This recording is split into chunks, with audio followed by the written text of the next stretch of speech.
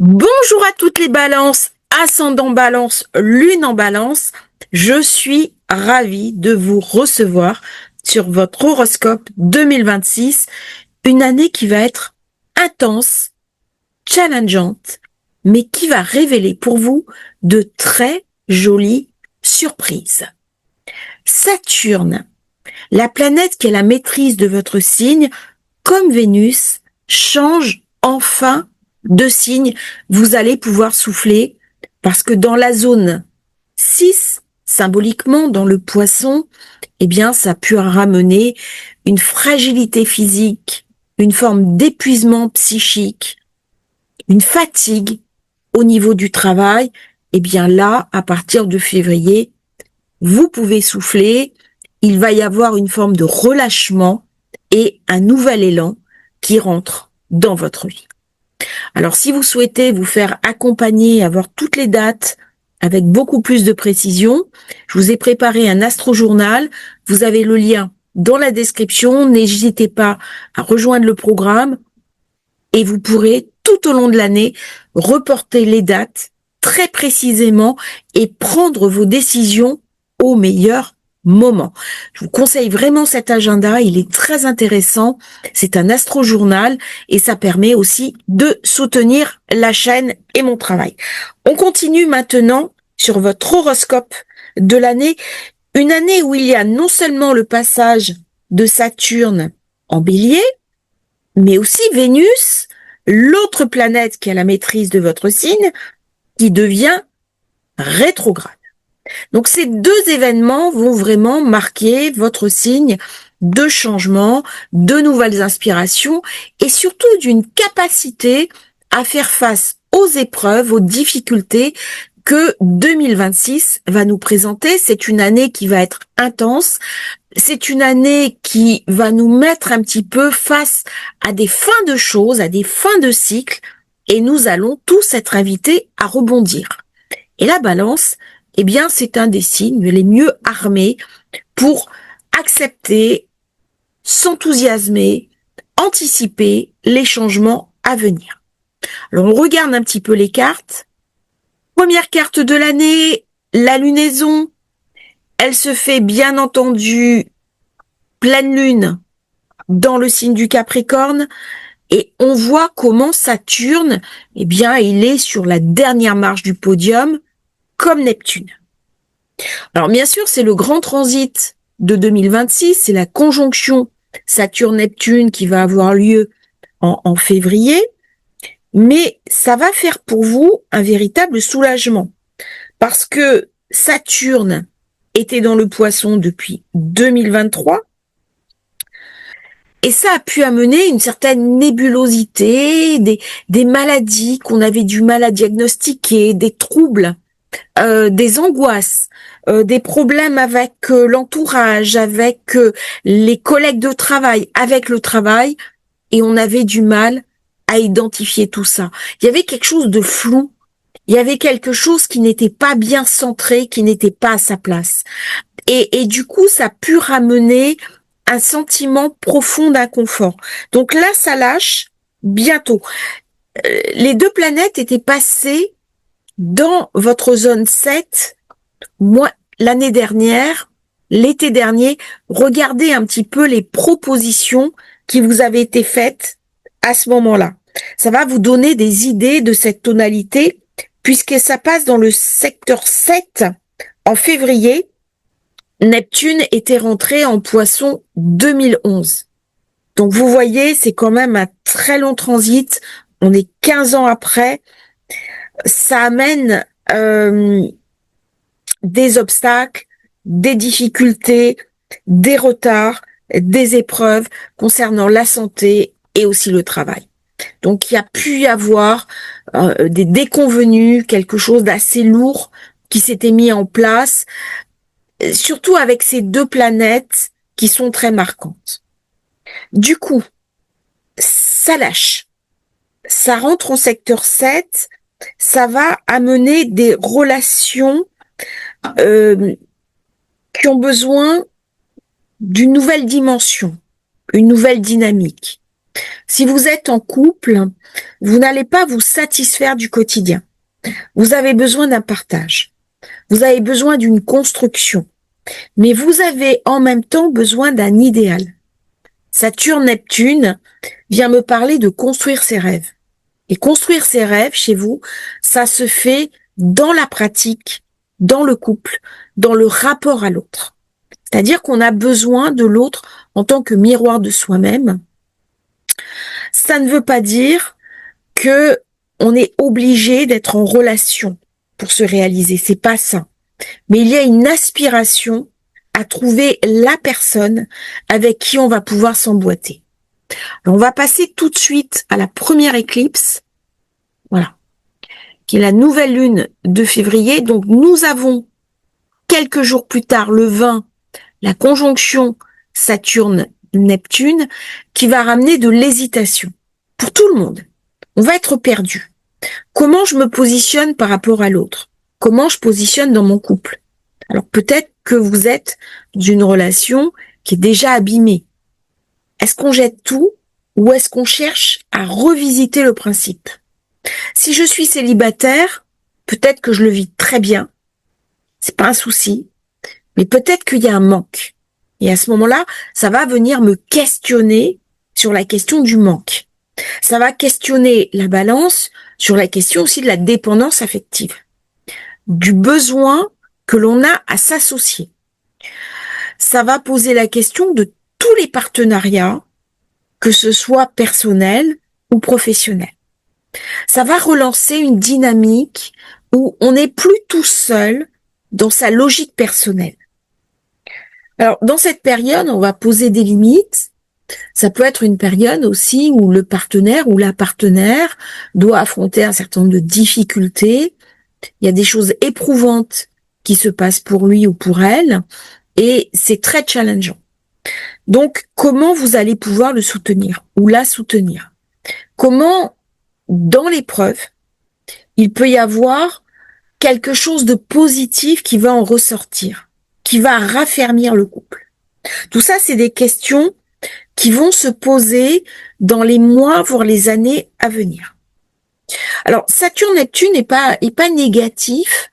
On a souvent une mauvaise image de Saturne.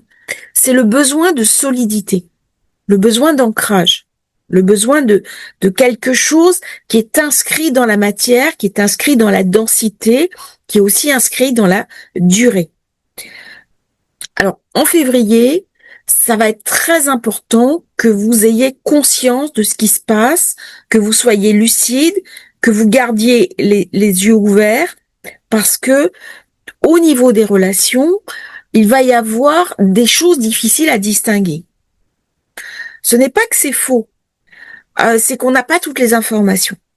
Donc les choses vont se dissiper petit à petit. Alors comment ça va se matérialiser?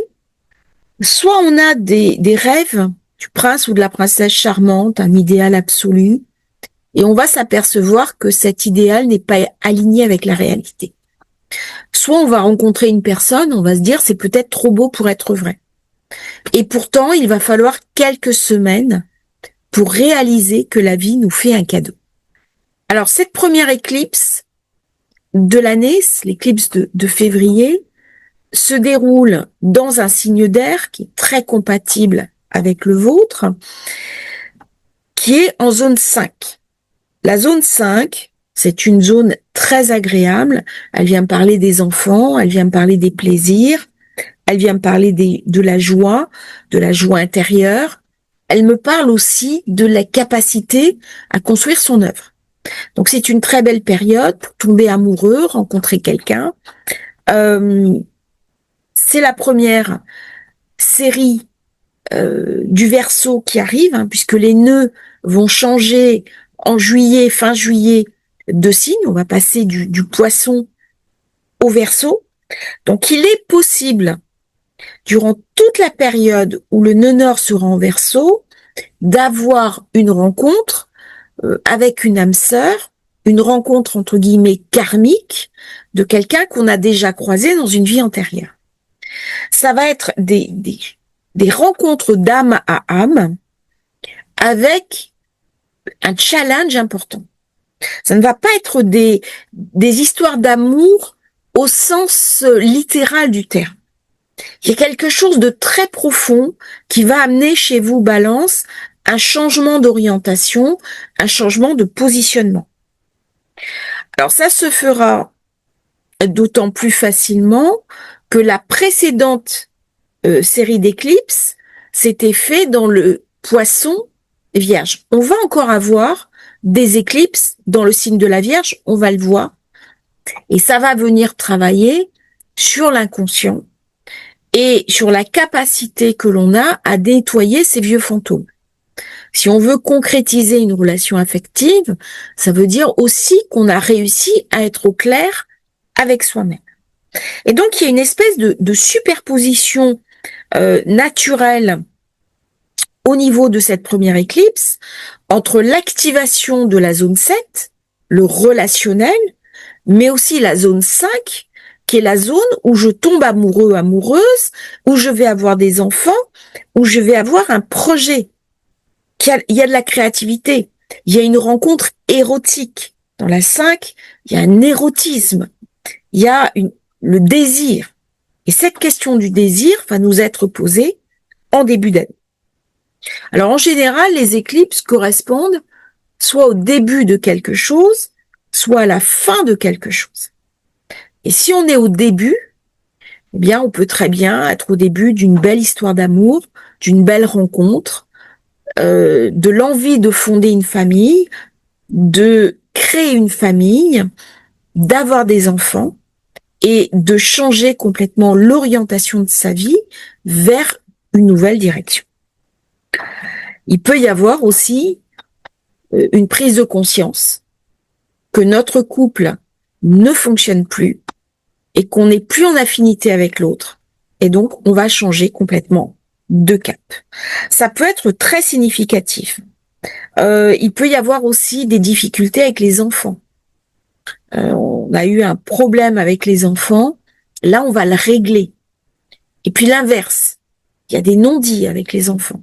Et donc, on va être invité à rectifier sa position et à rentrer dans une nouvelle dynamique avec ses enfants. L'éclipse suivante se fait dans la zone Vierge, c'est-à-dire votre secteur 12. Et là, on doit nettoyer quelque chose. Ça va être une très bonne période de guérison. Si vous avez eu par le passage Saturne-Neptune des pathologies, des maladies, des choses dont on n'arrive pas forcément à se défaire, eh bien c'est le moment d'éliminer un petit peu les vieux miasmes. C'est le moment de faire du nettoyage. C'est la grande période du cleaning, c'est-à-dire to clean, je nettoie. Ce sont les écuries d'Augias. C'est-à-dire on a tous des scories, des ombres, et on a des ouvertures de portes pour passer ces moments et nettoyer tout ça. Alors ça va bien sûr exacerber les choses existantes.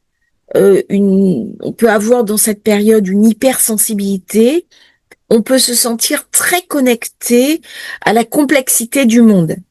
Et donc les personnes qui sont hypersensibles peuvent ressentir à l'intérieur d'elles-mêmes les enjeux de l'époque actuelle. Donc c'est une porte centrale. C'est vraiment un moment de passage qui pour vous est déterminant parce que on voit aussi Vénus qui est dans la zone 6, qui amène de la guérison, qui amène des sorties positives, et elle va bientôt passer en conjonction avec Saturne-Neptune et amener une nouvelle intégration pour vous et peut-être la possibilité de bâtir quelque chose de stable, de concret, d'incarné avec une stabilité affective. Alors, dans ces périodes-là, les personnes qui ont cherché à vous nuire, les personnes négatives, les personnes qui vous ont calomnié vont sortir de votre vie. Il y a quelque chose qui est nettoyé, il y a quelque chose qui est apuré. Et on va poser de nouvelles limites. On va poser un véritable cadre qui est nouveau. Alors, c'est une très bonne période pour suivre une thérapie, pour faire des régressions vie antérieure, pour s'intéresser au symbolisme et prendre soin de sa santé mentale, de son cognitif. Si on a des angoisses, si on a des peurs, si on a des craintes, très bonne période pour travailler dessus. C'est un petit peu la maison du retrait.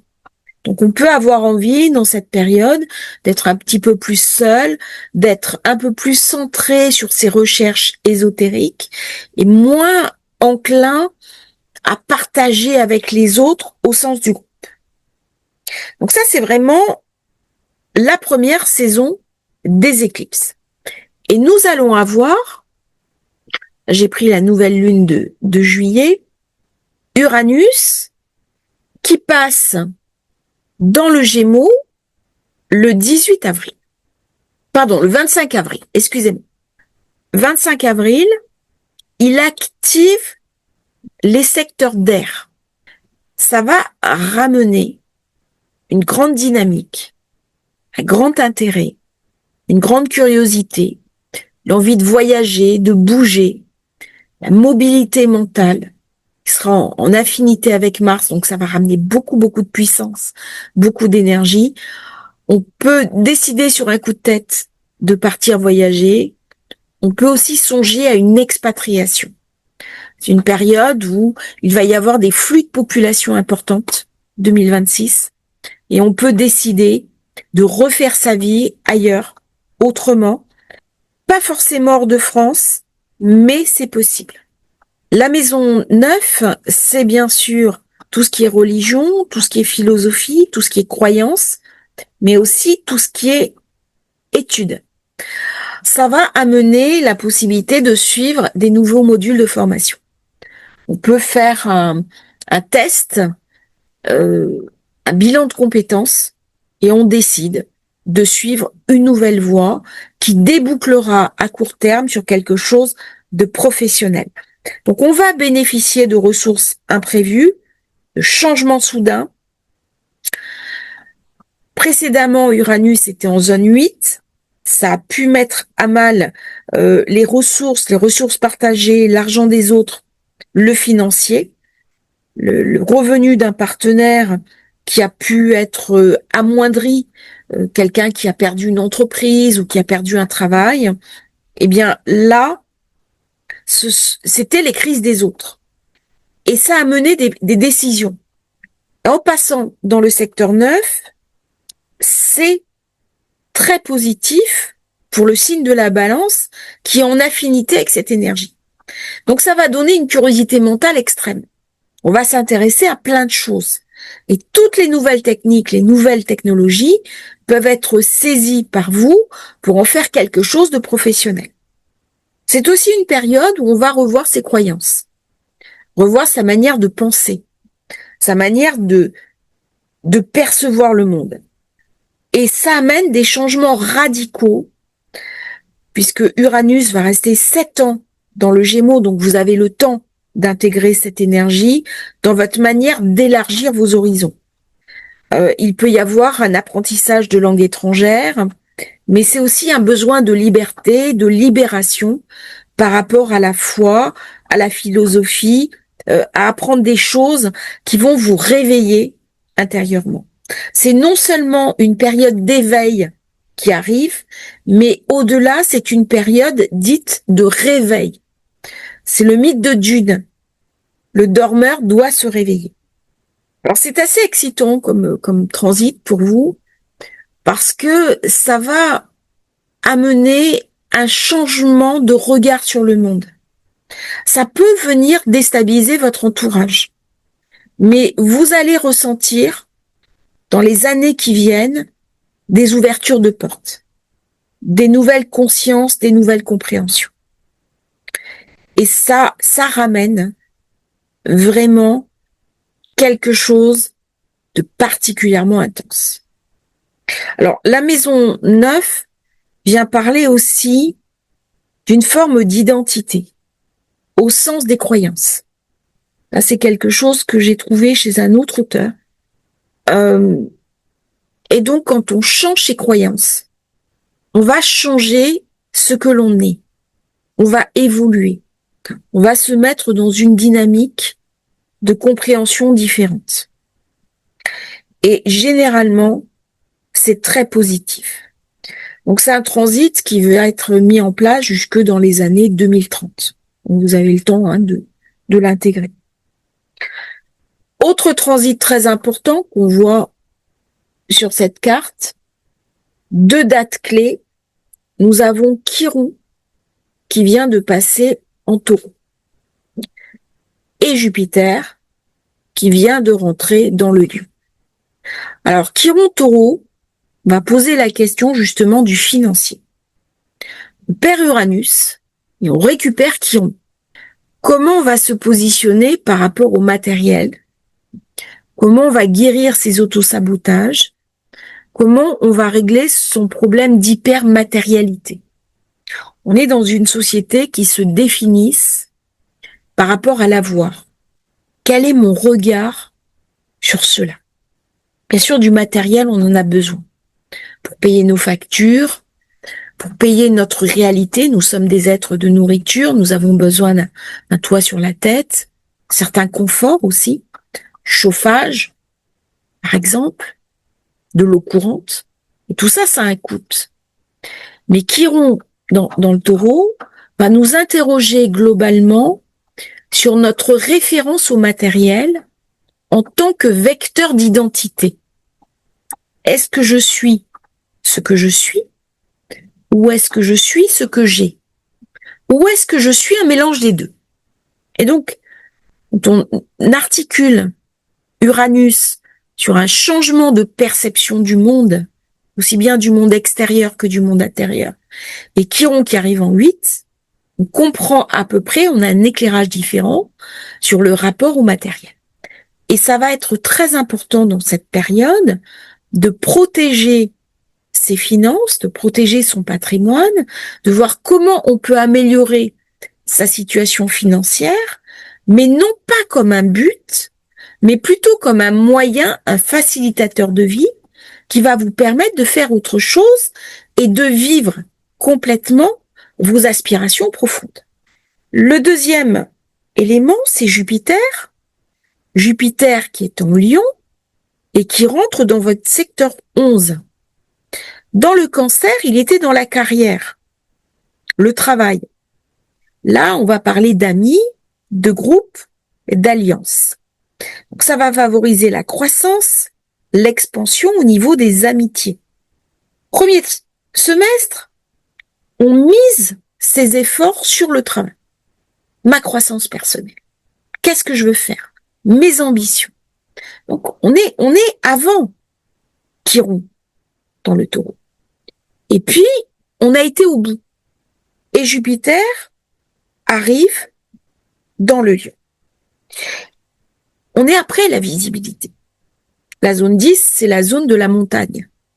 C'est le sommet. Passer du 10 au 11, c'est quelque chose de très positif. C'est-à-dire qu'on va profiter. On va bénéficier d'une chance, d'une opportunité, peut-être d'un nouvel emploi, d'un coup de chance au niveau de sa réputation, de son statut. Peut-être qu'on va vous proposer de nouvelles opportunités. Si vous n'avez pas d'emploi, c'est le moment de postuler en début d'année.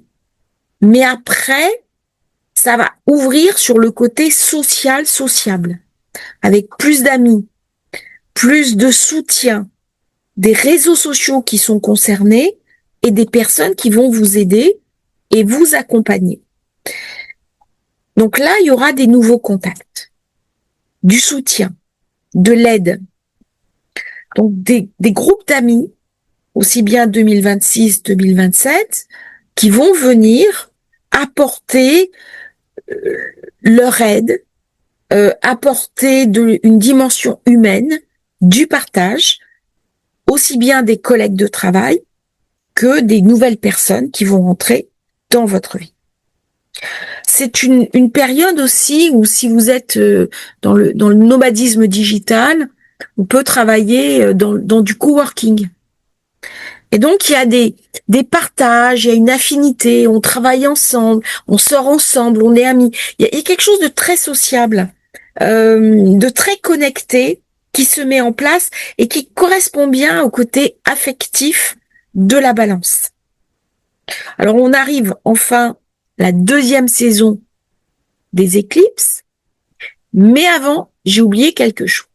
Faire un petit retour en arrière. Rapidement, on regarde la pleine lune d'avril, 2 avril. C'est intéressant parce que ça amène un éclairage sur le couple. Vous voyez l'alignement. On règle les problèmes du quotidien, de santé, de travail. On a un gros alignement dans le couple avec une invitation à travailler sur le regard que l'autre pose sur nous et le regard que nous-mêmes posons sur la relation à l'autre. Et on voit comment Jupiter est en carré avec la Lune. Donc il y a quelque chose là qui est un petit peu difficile. En zone 10, soit nos ambitions soient bloquées, soit dans notre travail ça avance pas comme on voudrait. Mais dès que Jupiter va passer en Lion, quelque chose aura lâché. Donc c'est du transitoire. Et là, c'est peut-être le choix à faire entre mes ambitions, ma carrière, mon travail et ma relation à l'autre. Qu'est-ce que je mets en priorité dans ma vie? Et cette pleine lune d'avril, elle est très intéressante parce qu'elle vient amener un éclairage différent sur la conjonction Neptune-Saturne qu'on a eu en début d'année et le rôle de Jupiter qui passe en Lion à partir du 30 juin. Là, nous sommes sur la deuxième série des éclipses qui se déroule dans la zone du Lion. Alors, c'est très beau parce que vous avez Vénus qui est chez vous. Donc, qui amène de la force, de la puissance, du désir, du sex appeal, du charisme. On se sent beau, on se sent belle, on se sent bien dans sa vie, on se sent heureux, malgré les problèmes autour de nous. Parce que c'est une année qui va être quand même complexe. J'ai eu nœud nord qui est passé dans le Verseau, nœud sud qui est passé dans le Lion. Pour vous, c'est un véritable soulagement. Ça quitte la zone 12 et la zone 6. Donc là, on peut souffler. J'ai les nœuds, en particulier le nœud sud en 12. C'est des périodes où on va travailler sur ses intériorités. Mais on a aussi un petit peu les écuries d'Augias qui ont été ouvertes, les vieilles douleurs, les vieilles mémoires, les vieilles souffrances familiales, et on a pu se prendre ça dans la figure. C'est pas forcément confortable. Là, il y a une vraie ouverture qui se fait. Et alors, c'est magnifique parce que c'est dans la zone 11. Les projets, mais aussi les soutiens. Les personnes qui vont vous aider, qui vont vous accompagner. Et Jupiter fait un bel aspect à Saturne. Donc pour vous, c'est une période très favorable pour rencontrer quelqu'un, pour mettre en place un couple dans la durabilité, lancer un projet professionnel, une association professionnelle, créer une société.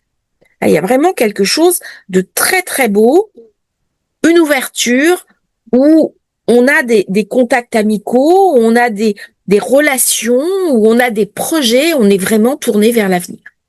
Deuxième éclipse, c'est la dernière de la série. Elle se fait entre la Vierge et le Poisson. Là, on boucle définitivement quelque chose.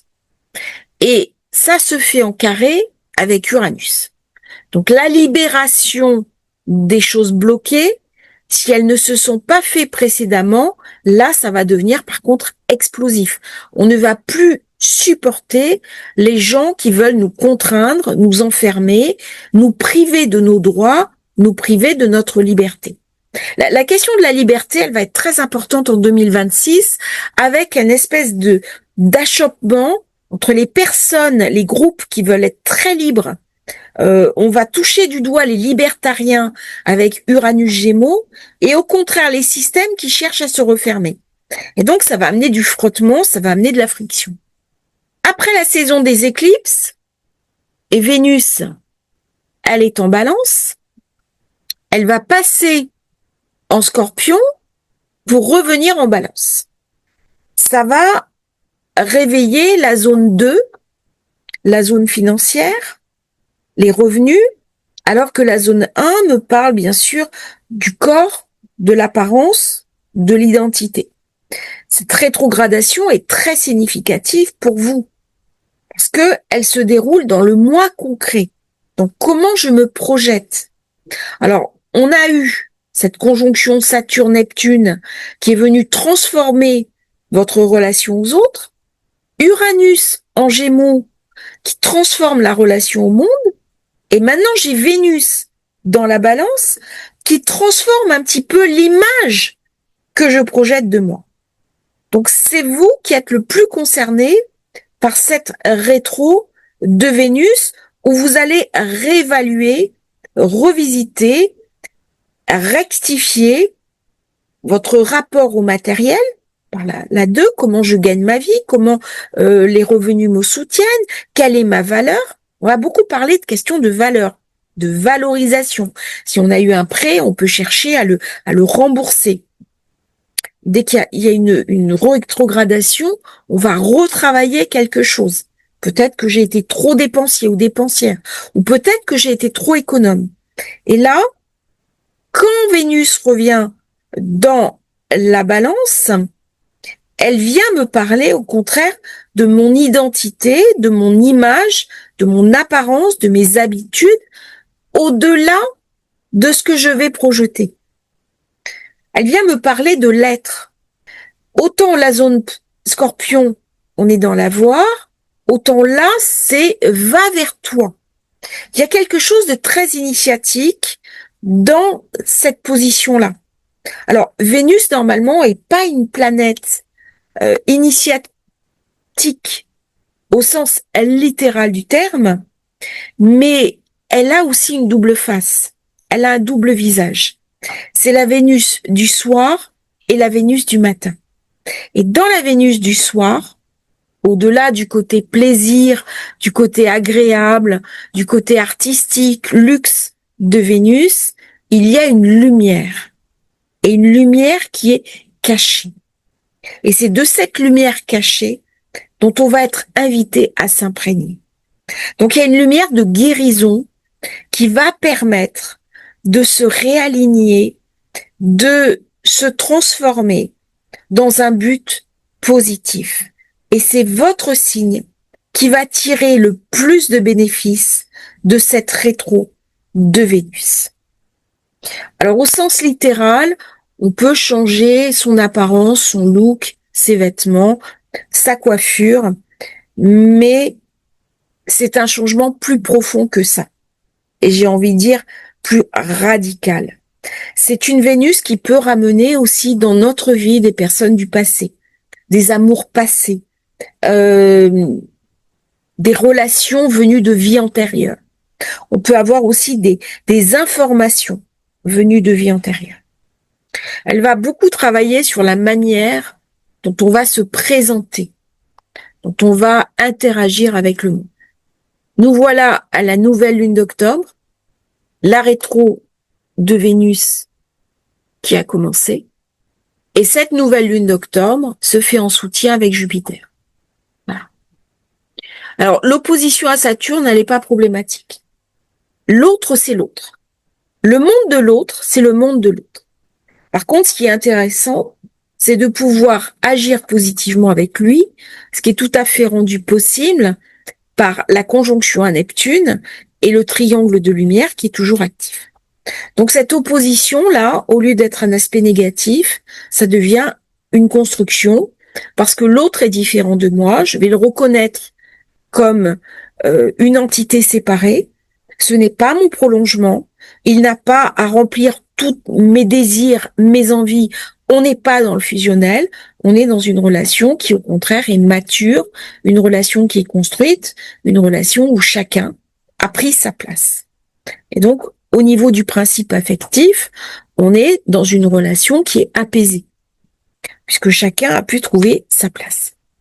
Par contre, à la fin de l'année, c'est la dernière carte, Mars est en Vierge, et il est déjà dans sa zone d'ombre, on est sur la dernière lunaison de l'année, et il prépare sa rétrogradation en zone 12, et il va rétrograder entre la Vierge et le Lion, donc entre la zone 12, l'inconscient, encore des choses à nettoyer, des personnes à sortir de votre vie, des ennemis à dégager, à se révéler, peut-être des personnes qui ont médit de vous, des personnes que vous pensiez vos amis qui ne le sont pas, pour passer dans la zone 11 et donc guérir les projets avant de revenir faire sa course naturellement, mais ça sera en 2027. Je vous remercie, Balance, d'avoir suivi votre horoscope. J'espère qu'il vous aura intéressé. N'oubliez pas de vous abonner à la chaîne. Si vous voulez rejoindre le programme Astro Journal, vous avez le lien dans la description.